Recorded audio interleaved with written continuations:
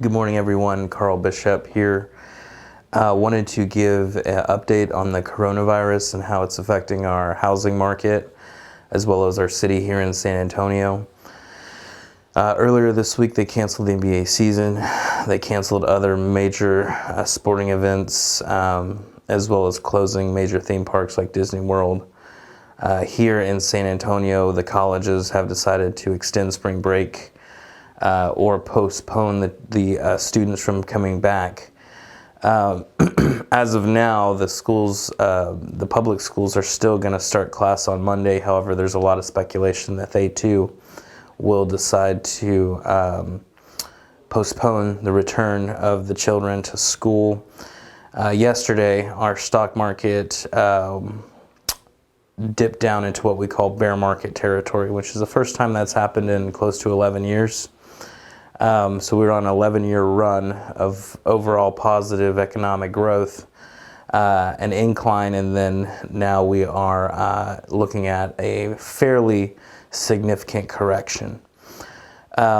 So usually what happens in a correction scenario like we see happening now is first there's initial reactions, which is consumer confidence takes a hit and people start to get hesitant to buy or move or transition or make any big changes.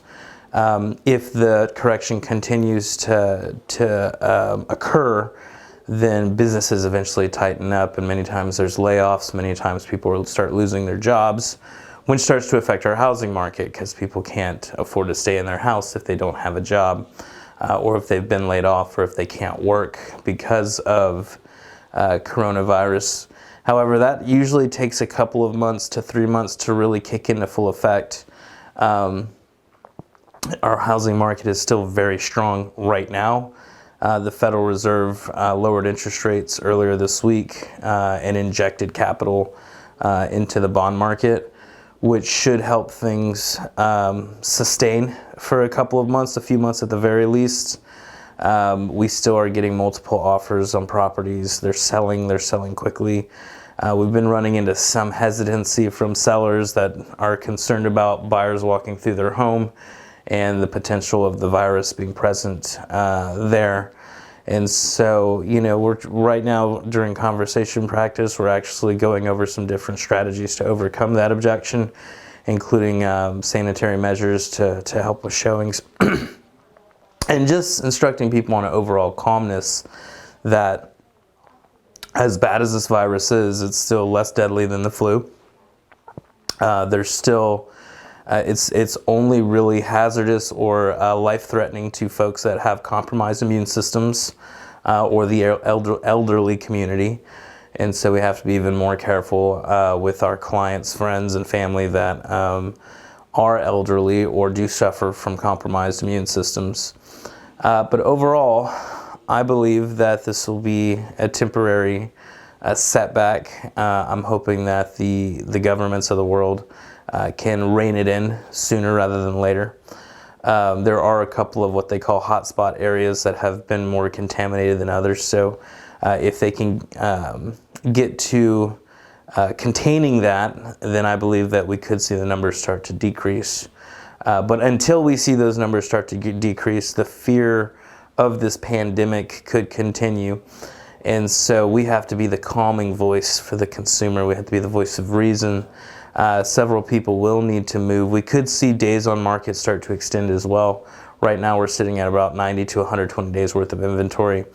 We could see that creep up to 5 months, 6 months, and longer if the correction continues. It's similar to what we saw back in 08 and 09. When the stock market took a dive back then, and that was severely affecting the housing market. We're still optimistic that it won't be that bad, but we're preparing for the worst. And so from a real estate perspective is how do I keep busy during a time where, people are hesitant, some people are losing their jobs, some people are losing their savings. The goal is to help people regardless of the situation we're in. So if you're a real estate professional, it may be time to start doing some research on doing short sales and figuring out how to strengthen your skills for the short sale market that may be coming back. Property management, you'll want to consider that. Property management is an option for people that are going through this through a correction as well. Assignments, things like owner financing, wraparound sales, first seller and second seller carry transactions, which will help you assist people that become upside down in their homes at some point, or have to move but can't really sell it for what they owe on it. And also, if you have the capability to start preparing yourself for the REO market, which will happen as people start to lose their houses. The REO markets and the asset managers will be looking for real estate professionals and brokers and teams to partner with to sell those assets. And so it's a good time to prepare yourself for that application process as well. Back during the last correction, major correction, we got very good at property management. We got very good at short sales. We got very good at REO work and assignments, and we remained very productive during that time. While most other companies were going out of business, we were thriving. Now it's a little bit harder work, and it takes some it takes some work in terms of research and finding the right information and getting the right resources in place. However, if you're willing to put it in, you can stay productive and sometimes even grow while the rest of the market is shrinking. So I want to encourage everybody. Many of you know that I'm a man of faith, and God has a plan. God knew about the coronavirus before we did, and you know, He'll find a way for this to work out for all of us. And at the end of the day, us here on this planet, it's a very short time anyway. If you believe in what the Bible says, this is a drop in the bucket of eternity, and so. Our job is to remain faithful. Our job is to be the example for people, to love people, and to show that nothing can break us. Not a virus, not anything, not in this country or even around the world. And so, be that calming voice for the consumer. Be that leader. Be that person that helps people. Remain away from frenzy and from fear and from chaos. Be that person that goes and only buys one packet of toilet paper at the store and save for the rest of folks. And so I've really enjoyed these videos, and I'm looking forward to putting out a lot more, but that's for now our update on the coronavirus. I hope you guys have a wonderful day, and we'll be in touch. Bye.